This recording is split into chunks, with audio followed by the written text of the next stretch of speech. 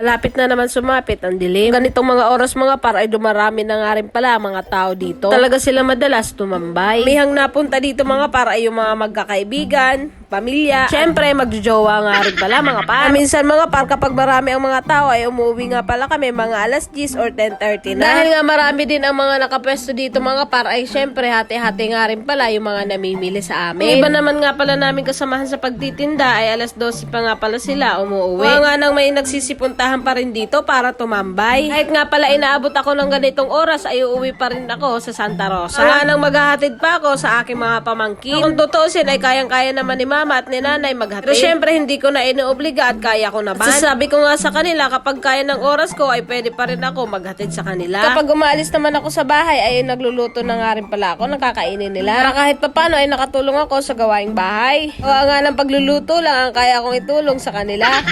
Totoo lang mga para hindi talaga ako naglalaba. Pakatamad ko kasi pagdating sa paglalaba mga par. Nga pala mga par, bago nga pala ako umuwi dito sa Santa Rosa ay sinachat ko na nga pala yung ate ko na uuwi ako ngayong gabi. Ay, hindi na nga rin pala sila mag-alala. Medyo mabilis na nga rin pala yung biyahe ko kapag ganitong oras gawa nga nang wala naman masyadong sasakyan sa daan. Parating ko nga pala dito sa bahay ay bukas pa nga pala yung ilaw. Wakas nakauwi nga rin pala ako ng safe. Salamat sa panunod!